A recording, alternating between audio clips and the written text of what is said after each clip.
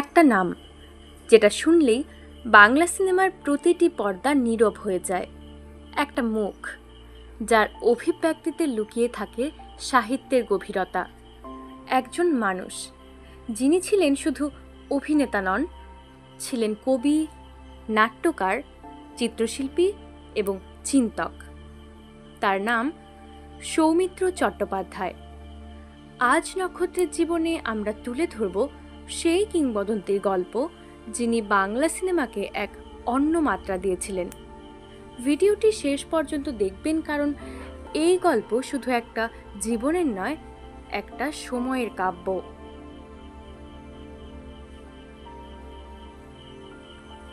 শৈশব, এক কবির জন্ম। 1935 সালের 19শে জানুয়ারি পশ্চিমবঙ্গের কৃষ্ণনগরে জন্মগ্রহণ করেন সৌমিত্র চট্টোপাধ্যায়। পিতার নাম রণবীর চট্টোপাধ্যায়। পরিবারের বুদ্ধিদীপ্ত পরিবেশে বড় হয়ে ওঠেন। বাবা ছিলেন সংস্কৃত ও বাংলা সাহিত্যের শিক্ষক। শিশুকাল থেকেই নাটক আর কবিতার প্রতি তার টান ছিল। দীর্ঘদিন কাটে কৃষ্ণনগরে, এরপর পরিবার চলে আসে কলকাতায়। স্কুল জীবন শুরু হয় সাউথ পয়েন্ট ও তারপর স্কটিশ চার্চ কলেজে। বিশ্ববিদ্যালয় জীবন কেটেছে কলকাতা বিশ্ববিদ্যালয়ের বাংলা বিভাগে। এই সময়ই তার সাহিত্য চর্চা আরও গভীর হয়। নাট্যজগৎ ও সত্যজিৎ রায়ের প্রথম দেখা। কলেজে পড়াকালীনই সৌমিত্র থিয়েটারের সঙ্গে জড়িয়ে পড়েন। তার গুরু ছিলেন বিখ্যাত নাট্য ব্যক্তিত্ব অহিন্দ্র চৌধুরী। এই সময়ই তার অভিনয় নজরে পড়ে আর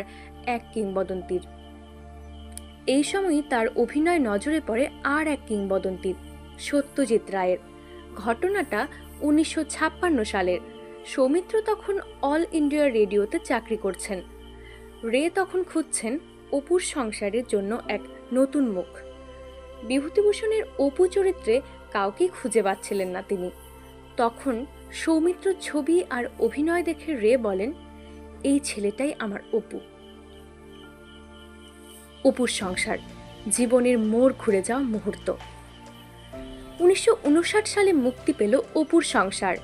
সত্যজিৎ রায়ের এই ছবিতে অপু চরিত্রে সৌমিত্রের অভিষেক, আর বাংলা চলচ্চিত্রে সূচিত হলো এক নতুন যুগের। তার অভিনয়ে ছিল স্বাভাবিকতা, অন্তরঙ্গতা আর দারুণ সংবেদনশীলতা। কেউ বিশ্বাসই করতে পারেনি যে এটা তার প্রথম সিনেমা। তারপর একের পর এক চিত্রে সৌমিত্র হলেন অনন্য। চারুলতা, অরণ্যের দিন রাত্রি, অশনি সংকেত, ঘরে বাইরে, সোনার কেল্লা, ফেলুদা, হীরক রাজার দেশে, গণশত্রু, শাখা প্রশাখা, দেখা, ময়ূরাক্ষী। ফেলুদা, বাংলার শেরলক হোলমেস। বাংলা সাহিত্যের সবচেয়ে জনপ্রিয় গোয়েন্দা চরিত্র ফেলুদা। রায়ের কলমে গড়া এই চরিত্র জীবন্ত হয়ে উঠল সৌমিত্র চট্টোপাধ্যায়ের অভিনয়ে। সোনার কেল্লা 1974 এবং জয় বাবা ফেলুনাথ 1978। এই দুই ছবিতে ফেলুদা হয়ে তিনি বাংলা সিনেমার ইতিহাসে জায়গা করে নেন। তার চোখের চাহনি, উচ্চারণ, আত্মবিশ্বাস সব মিলিয়ে সৌমিত্র মানেই আসল ফেলুদা।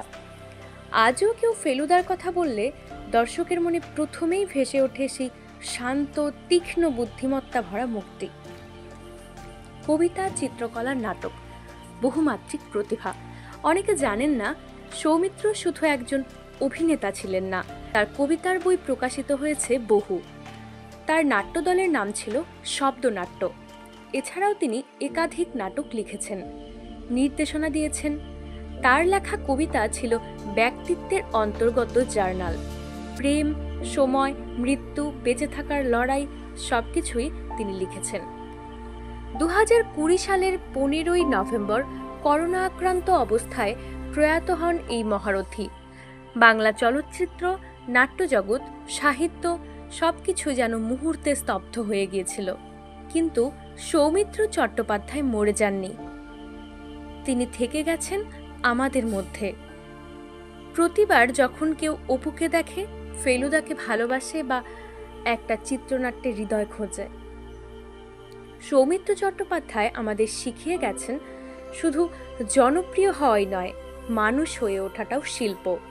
তার জীবন আমাদের শেখায় প্রতিটি পেশার মধ্যে থেকেও নিজেকে সাহিত্যের মতো গভীরভাবে গড়ে তোলা যায়। আপনারা যদি বিশ্বাস করেন যে এই রকম মানুষদের কথা আরও ছড়িয়ে পড়া উচিত, তাহলে অবশ্যই এই ভিডিওটি শেয়ার করুন, লাইক করুন এবং কমেন্ট করুন আপনার প্রিয় সৌমিত্র ছবি কোনটা। আর নক্ষত্রের জীবন চ্যানেলটিকে সাবস্ক্রাইব করতে ভুলবেন না। নতুন গল্প, নতুন অনুপ্রেরণা নিয়ে আবার ফিরব এক নতুন নক্ষত্রের জীবনের গল্পে। ধন্যবাদ।